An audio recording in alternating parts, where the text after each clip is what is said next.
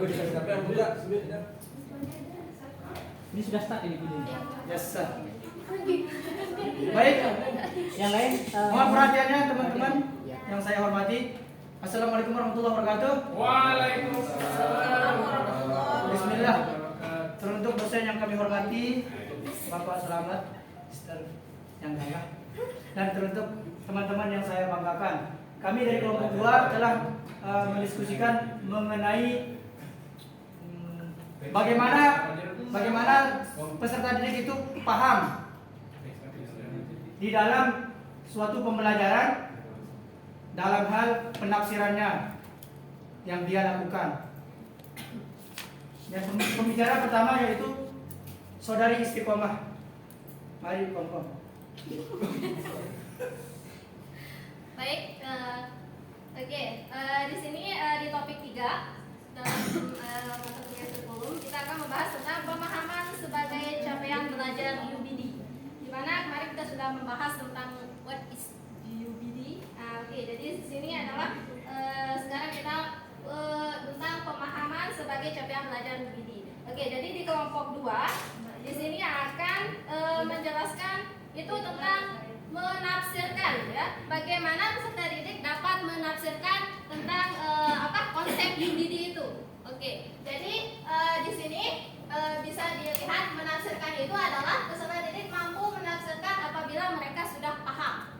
Jadi kalau mereka belum paham, kalau peserta didik belum paham, mereka belum mampu belum mampu untuk menafsirkan sesuatu. Jadi mereka harus paham dulu baru bisa menafsirkan. Oke, jadi dalam konsep menafsirkan ada empat hal yang penting yang harus dilakukan. Yang pertama, dalam menafsirkan sesuatu itu harus bersifat bermakna. Jadi penafsirannya itu harus bermakna. Oke, dan yang kedua adalah penerjemahan. Jadi menafsirkan itu adalah menerjemahkan. Dan yang ketiga adalah terbuka, open.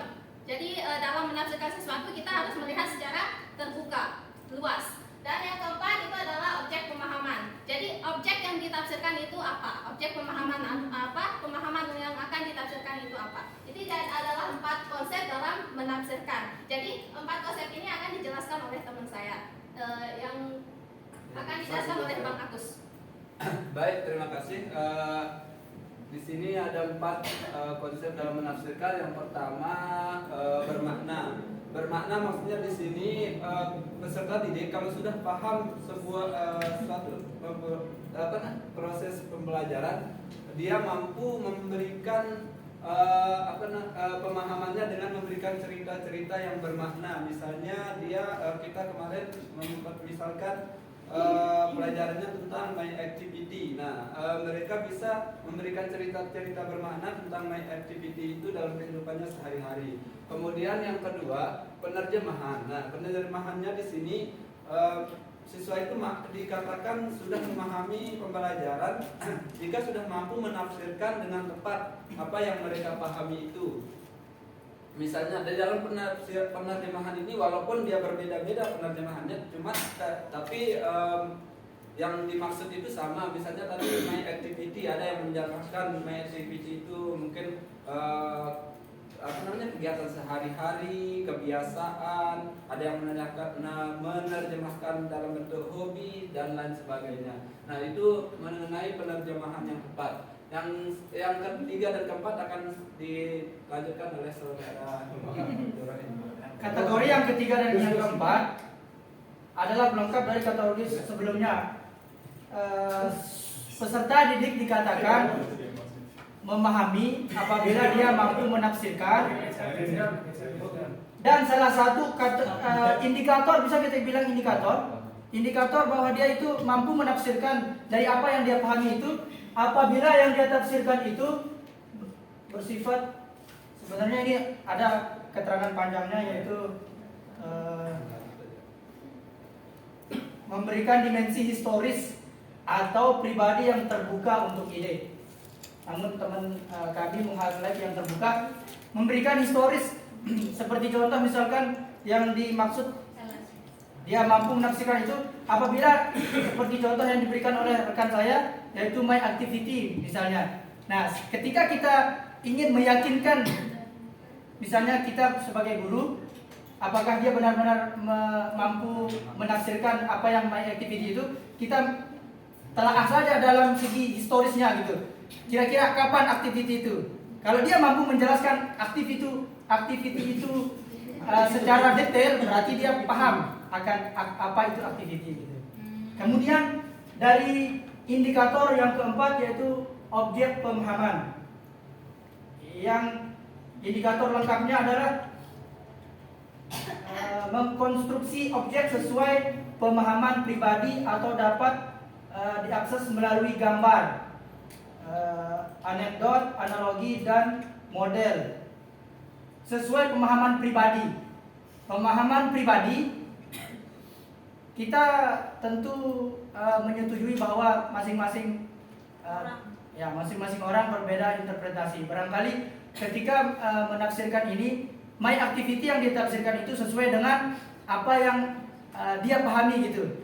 Bisa saja my activity yang dia pahami itu adalah kegiatan saya sehari-hari yang sering saya lakukan begitu, ataukah kegiatan yang menjadi hobi saya itulah my activity saya. Nah, ketika dia mampu menjelaskan apa yang dia senang dan apa yang dia lakukan sehari-hari, dan itu memang menjadi indikator dari penafsiran yang kita lakukan, maka dia dikatakan adalah siswa yang paham akan menafsirkan materi pembelajaran tersebut. Materi yang kita ambil contohnya tadi activity sir. Ya, kayak quick count gitu ya. Udah? Udah. Any question? That's all from our group about Bisa suggestion ya, tidak hanya question. Yes. Ya. suggestion please. Kita butuh saran. Yeah, Ya. suggestion. Karena memang Any comment? It's clear. yeah, it's clear. Oke, It's ada lagi clear yang lain? enough. Alhamdulillah. Jadi apa namanya? Multi tafsir itu dalam pembahasan ini adalah sesuatu yang diterima gitu ya. Ya. Asalkan multi tafsir itu masuk kepada ruang lingkup yang dibicarakan. Misalkan Ada hubungannya. Ya. Tetap Ya. harus apa? Ya. Berkesinambungan. Berkesinambungan, berkaitan lah gitu. Misalnya kita berbicara tentang lapangan, nah, mungkin ada siswa kita yang menganggap lapangan itu adalah padang pasir, ada yang menganggap sawah ladang, ada yang menganggap rumput hijau. Nah, itu kan sesuai dengan lapangan. Itu tidak apa-apa. Nanti ada yang bilang aliran sungai kan kacau. Nah, itu berarti dia tidak mampu menafsirkan. Itu kurang lebih. Ada lagi yang lain? Silakan. Terima kasih. Untuk Itu loh. ada lagi yang lain? Kalau Ini penafsiran ya? Contoh, misal contoh materi terus ada multi tafsirnya misal. Ya. Contoh materi yang seperti tadi my activity. Ya, boleh diulang. Mungkin multi tafsirnya dari my activity itu bisa saja aktivitas yang saya lakukan yang tetap sekali dari jam 7 sampai jam 10 misalnya. Itu menjadi my activity saya misalnya. Itu yang dia jelaskan. Kita bisa terima itu karena itu dia melakukan itu setiap hari aktivitas dia gitu. Mungkin ada yang menafsirkan my aktivitas itu adalah hobi yang dia kadang-kadang lakukan misalnya. Dari jam 10 sampai jam 12 misalnya, saya kadang-kadang di hari Kamis, hari Senin melakukan membaca. Itu dia jelaskan sebagai aktivitas itu mampu kita terima. Ya, seperti itu. Ada lagi mungkin penafsiran yang lain mengenai my activity teman-teman? Mengenai tafsiran. Tapi Penafsiran. Pak, saya pernah membaca, maksudnya ini juga saya sedang mencoba mencari. Ternyata multi tafsir itu artinya salah paham, Pak. Iya kalau multitask. Kesalahpahaman ya. Artinya salah paham. Kesalahpahaman bila diukur dari seseorang yang menganggap itu benar. Jadi multi tafsir Begini loh maksud saya. Misalkan saya menganggap kipas angin itu berputar. Nah, saya akan menganggap kipas angin itu selalu berputar. Tetapi ketika ada seseorang yang mengatakan kipas angin itu harus diam, saya menganggap itu multi tafsir. Gitu. Saya anggap itu salah. Karena yang saya anggap itu benar itu adalah berputar. Gitu. Mungkin difokuskan. Ya, difokuskan aja teman-teman. Apa namanya konteks? Dari indikator itu aja. Pernyataan yang dihadapi oleh siswa. Penerjemahan ya. Di dalam Al-Quran, Ini banyak sekali model-model penerjemahan, tapi itu mengacu pada Al-Quran itu sendiri. Tidak bisa orang mengartikan Al-Quran itu secara gamblang langsung. Dia harus melalui penafsiran-penafsiran yang seperti tafsir Ibnu Katsir, tafsir yang lain. Itu termasuk juga. Kalau kita lebih berbakat kepada apa yang menjadi fokusnya yang ini ya. Di sini kita lihat fokusnya di sini kan siswanya ya, bukan gurunya. Nah, lalu dikoneksikan dengan materi yang diajarkan dalam penafsirannya seperti apa dia. Ya, jika dikaitkan dengan kenyataan dari siswa itu, seperti tadi yang disampaikan daily life-nya ya, daily life, atau dia seperti misalkan materi tentang recount text-nya. Nah, recount text kita bisa mengambil dari pengalaman-pengalaman yang sudah dilakukan oleh peserta didik sebelumnya, gitu kan. Nah, disitulah nanti bisa dia memaknai, lalu kemudian menerjemahkan di situ ya dari aktivitas-aktivitas yang sudah dilakukan sebelumnya dari peserta didik masing-masing. Ya, habis itu ada setelah penerjemahan itu ada terbuka. Nah, terbukanya seperti apa dia dalam mengkontekstualkan ya, mengoneksikan materi yang diajarkan. Baik, objek pemahaman di sini siswa mengkonstruk maksudnya di sini. Mengkonstruknya seperti apa coba yang difokuskan, yang ditekankan di situ. Siswa ngapain di dalam Objek pemahaman itu ya? Mengkonstruk. Nah, seperti apa mengkonstruk yang akan dilakukan oleh peserta didik itu? Nah, bisa Ya, misalnya dia akan menjelaskan, misalnya Sir, kita minta dia untuk menjelaskan tentang bukan, kita minta dia menjelaskan untuk apa ya, human body misalnya. Nah, ketika dia akan besok bawakan kami apa itu human body menurut Anda misalnya, menurut adik misalnya, dia mungkin membawa temannya sebagai dia contohkan. Itu objek, atau dia membawa poster. Nah, itu dia mampu menafsirkan berarti. Atau dia akan membawa potongan tubuh. Nah, potongan tubuhnya sendiri gitu. Itu gambar ya. Ya, begitu. Tidak harus siswa itu harus membawa kambingnya ke kelas. Ya. Misalkan contohnya dengan tadi yang Bisa gambar.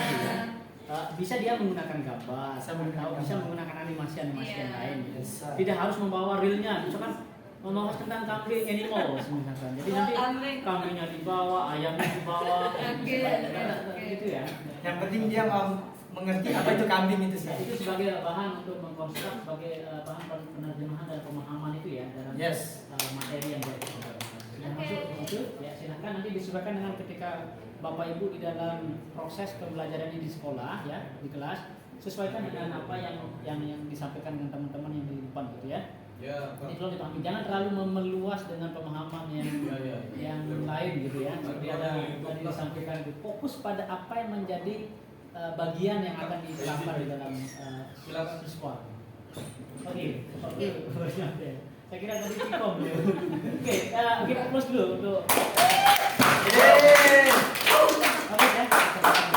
Terima kasih atas applause yang diberikan oleh teman-teman yang saya hormati, dan terima kasih kepada Pak dosen atas penjelasan tambahannya. Begitulah pembahasan dari kelompok kami teman-teman. Terima kasih atas perhatian. Wassalamualaikum warahmatullahi wabarakatuh.